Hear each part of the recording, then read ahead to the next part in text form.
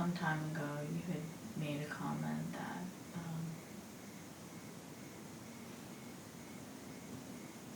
the soul needed to be understood in the context of physical life. And I don't know if that's something you'd want to talk about.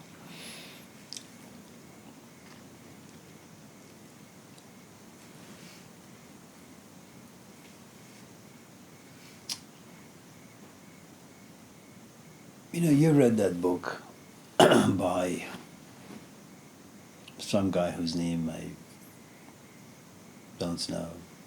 I've never known. It's just a good book. It's called Hermits.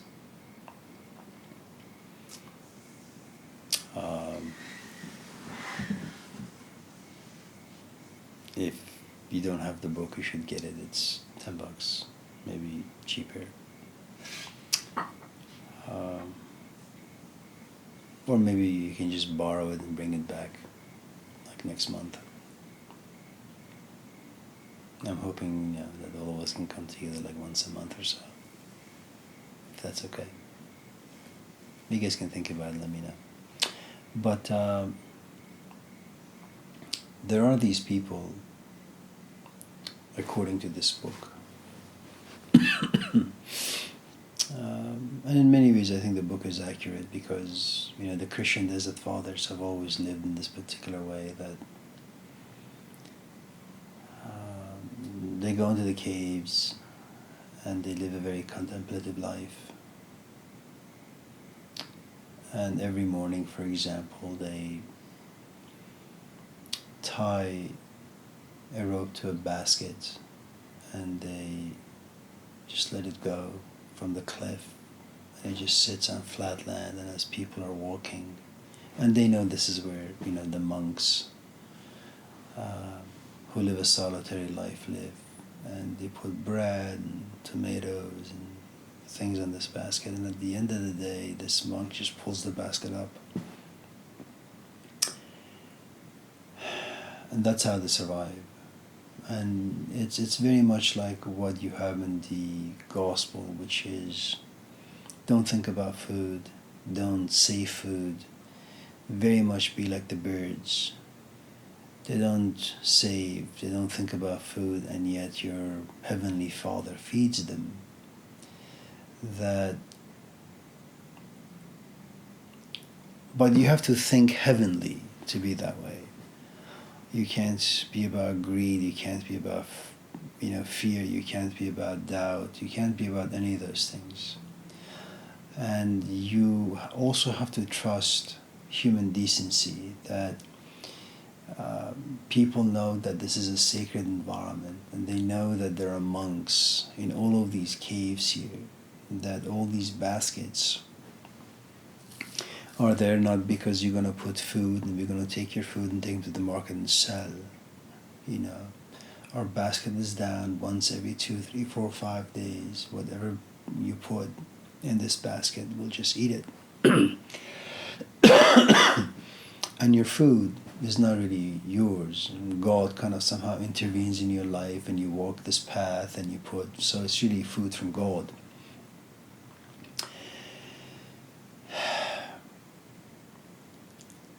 And the book goes on to say there are some time that these monks come out just to, get some fresh air or sit in the sun. And once in a while, they come to realize that a certain monk is not coming out. And they, go and visit, and they realize that this monk is dead. So what you have is a man living in this, cave. They have no desire to write. They have no desire to walk. They have no desire to talk. They even lack the desire to be empathetic to human suffering. That there are other people in town who are suffering, who are going through struggles. They lack all of those things. They're completely indifferent towards human beings, towards human civilization, human creativity. They don't care about any of those things.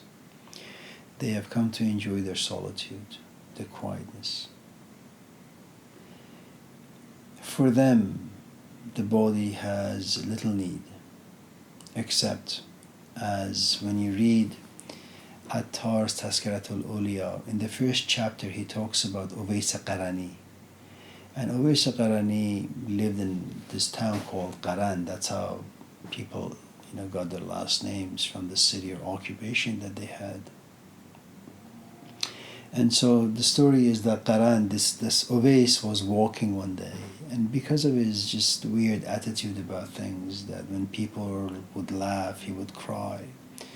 When people would cry, he would laugh. When people would eat, he would fast. When people would fast, he would eat. He would do everything the opposite, because he didn't really believe that people did anything right, so you had to always go against them.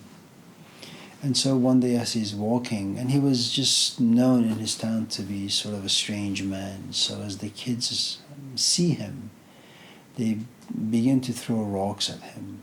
And he looks at them and says, and he had a mother who was blind and all that, but he looks at these kids and say, "Look at my legs.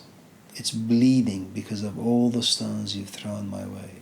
I don't mind you throwing stones, but can you pick smaller stones to throw at my way?" And the kids say, "Why?" It's because when I go home, I need to pray. And if you throw big stones at my leg, they're going to hurt and get bruised. And then they're going to be sore. Then I can't stand, and I can't bend, and I can't do my prayers because my body will be in the way. Okay? So the people who lived in these caves, they just had to make sure that their body doesn't get in the way of their solitude. I mean, this is really, really, really important, Cassie. See, right now, the way you define your independence is the ability to think. That you have a healthy body that doesn't interfere with the independence of thought. It can go to places. It can think all these magical thoughts. But the moment you have a backache, it snatches your thinking away. It steals it. Okay? So that's what those people did. Now, there are, and remember, human life is frustrating. Society is corrupt. They didn't care for social justice. They didn't care for equality.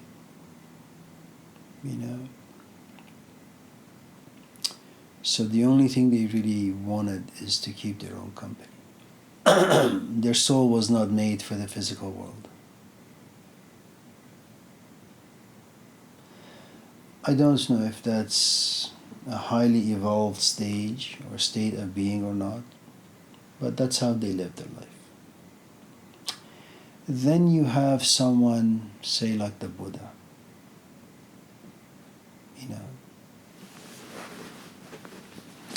Now, the Buddha, has an experience. And I think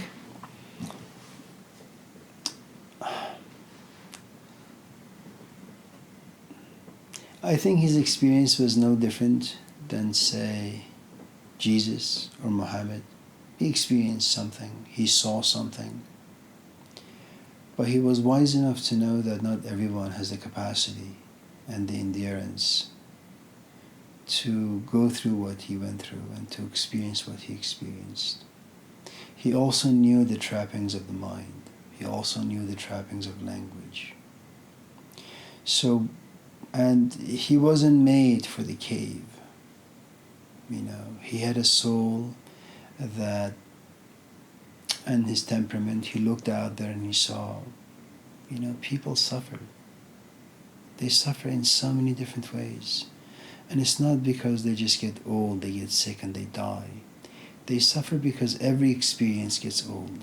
Every experience gets sick. every experience eventually dies, and then you're left abandoned. And then you have to do therapy. And then you have to be sad, and then you have to be angry. And your life is just wasted. And it's something we talked about earlier, that all you are is a physical self, all you are is an emotional self. And then you kind of look at your life and you say, man, it's been a complete waste. So what he did, which was really, really, I think, interesting, is his soul was made for the world in the sense that, unlike the monks, in Greece, in the caves, he was empathetic. He cared. He wanted people to live a relatively decent emotional, psychological, intellectual life. You may not be able to get rid of poverty, but you could live in poverty with a good amount of dignity. Your husband or your wife may not come back, but you could have enough self-respect to deal with divorce in a way that is noble and dignified. And the message of the Buddha is very much like that. That I'm not going to, have my teachings set in a cave somewhere where no one hears them. I think my teachings can help people. And so his soul was made for the world. Now the world has a variety of different branches, and he had a soul that was very diverse. It was like a buffet. He could talk about relationships. He could talk about the death of a son or the death of a daughter. He could talk about marriage. He could talk about all sorts of things. It could be high, it could be low. He was like 7-Eleven, he was Costco, he was Safeway, he was, everything.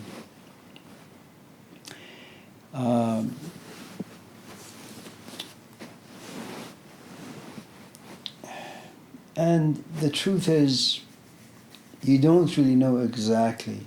If you were to find your soul, first, when we talk about souls, remember, you really have to bypass a good amount of various layers of just being human until you reach this part where you say, I'm not looking for the desires of the body. I'm not looking for the desires of the emotions. I'm not looking for the desires of psychology. Because I don't know if when people have trauma, for example, or if they have an emotion that they can't deal with themselves, they pick up the phone, they call their friends, and they talk about like their anger issues or disappointment issue, whatever the case may be, for hours, do you see? And then they don't care about the intellectual desires. Okay? And the only thing they have is the desire to understand, first to see whether or not they have a soul. And if they have an experience where they say, well, this is what it means by a soul, they want to have an intimate relationship where the soul is constant. Once you have captured whatever it is you're looking for, then the question is, well, what are you going to do with it? That's when you will understand how you're made. Are you made for one person? Are you made for 10 people? Are you made, like Malcolm X, for an entire community of people? What are you made? So even if you look at, for example, the Gospel of Matthew and Luke, it's really quite different. In the Gospel of Matthew, the soul of Jesus is made only for the Jews. In the Gospel of Luke, the soul of Jesus is not just made for the Jews. It's made because in the genealogy, it goes all the way back to Adam. In Matthew, it goes all the way back to Abraham. Abraham becomes the father of the Jews, but Adam becomes father of humanity. And all of a sudden you realize, well, this is not the Jesus of the Matthew. This is the Jesus who's grand, who allows everyone to sit at his table. He's like Malcolm X, And it's only when you have realized something and then you sit back and you say, okay, do I want to just keep this to myself or do I want to spend it? There are, I guess, some people who like to spend it, and there are some people who just like to keep it for themselves. But I also think something really interesting happens. I think when you're young, when you're a young soul, you want to have gatherings all the time where people come and you feed them. As your body ages, as you get older, as you feel the wear and tear a bit more, you still have the soul that you had at the age of 20, for example, but your body is no longer the vehicle as sharp, as energetic, as healthy as it used to be. Okay? So it can still contain the soul, possess the soul, but it can't allow it to express too much because the body gets exhausted. You know, it's no different than like playing tennis. When you were 20, when I was 20, Cassie, we went to Lake Berryessa because there was a tennis court. You know, there was a, what do you call it? Some sort of a, like a club, right? You know, and we went and talked to the owner of this club or the manager and said, listen, we want to break the records of the Guinness Book of Records and we want to play like 10 nights in a row, you know, from morning to every day, you know, 24 hours a day for about 10 days. And the guy said, yeah, okay. And so we went and talked to the tennis shop in Davis and we said, we need, you know, can you give us like tennis balls for free and give us rackets for free and shoes for free? And then we went to Pizza Hut and we said, can you give us pizza for free? And, you know, we filled out some forms and they all said, okay. It's something we could do at the age of 20. Okay. Your body can hold that desire. And then you go on the court, you play for about 2 nights, then you say, oh, okay, I think I had this exaggerated desire, you know, I don't think my body could, no body could ever stay up for 10 nights in a row to play tennis, it's just too much. Now, if I was to pick up a racket, I think my endurance is maybe about 10 minutes, maybe 15 minutes, okay? So if you consider desire to be the soul, okay, the fuel to the car. If the car has like 500,000 miles, it's best to keep it as 50. You know, 50 miles an hour, only go 20 minutes, go somewhere, give the car some rest, and then go further. If on the other hand, you have a soul in a brand new car, you can go 70 all the way to Los Angeles and the car won't say anything. And the point is that I think as you get older, your soul contracts because the body won't allow it to express itself. It's too much for the body, you know. And you should see that movie with your husband. I think he'll enjoy it too, Like Water for Chocolate. You know, because it contains the same message that God gave us candles because the sun is too much for the human flesh. So we needed to kind of just do with something lesser than the sun, but equal to some extent to the sun. The flame looks like the sun, but it's something you can just keep looking for hours, but the sun you can't. You know.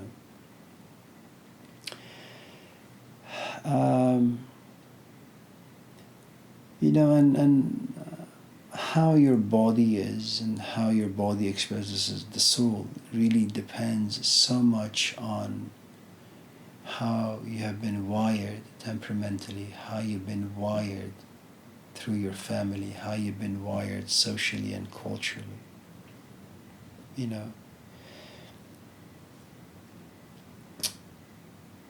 know, my sister and my mom, they can have a party for 200 people and they just cook. I don't know how they do it. Part of it is culture, part of it is capacity, part of it is the fact that they've seen my mom do that. And my sister has seen my mom just have gathering after gathering after gathering for like years. That's what she does. She calls, Amir, are you coming? I say, yeah, who's going to be there? No one that you know. Why should I come? Because I want to see. Well, how many people? 80. Well, who's cooking? I made everything already. What? Who cleaned the house? I did. Who cooked? I did. Who's serving? I will. Who's working? I am. She's made like that. Okay. Then there are some people who see all of the stuff and they can invite 10 people once a year.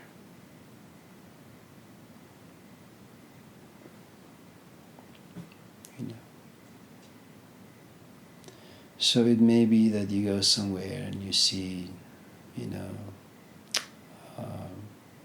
someone like Mother Teresa, and you admire, you worship her, and you see her working tirelessly from 6 in the morning till midnight, and you say, I want to be like that. I want my soul to be as great as hers, as my compassion, my empathy, my sacrifice. And then you give someone a chapati in India, some bread, and then you realize they smell really, really bad, and you say, well, I'm just going to go in my room and just read the New Testament, and you won't come out. That's your capacity.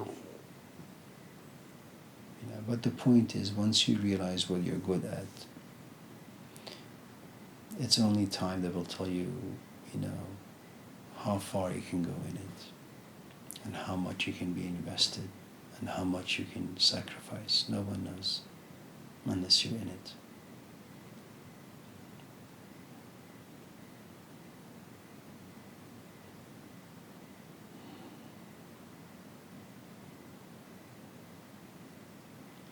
And the last thing before I, just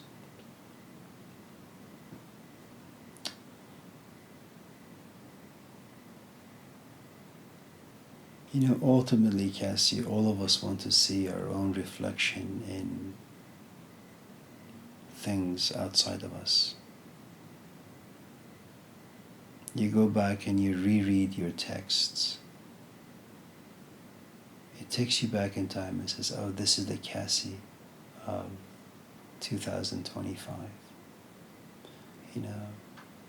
Then you buy a dress and you stand in front of the mirror, and the mirror tells you, who you are, what you like, what you are, and how much you like yourself.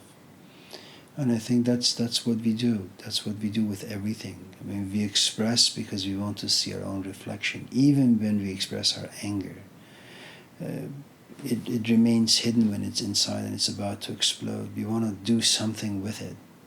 It comes out badly, of course, and then we have regret, which baptizes, and then we have to go and apologize, which baptizes us even more, which is really good for us in many ways. But when you talk about soul and the world, and that's how it is, if you have something that's good in you, it's a saying in the New Testament, no one wants to, if you have light, why the hell would you want to cover it by putting it under a blanket?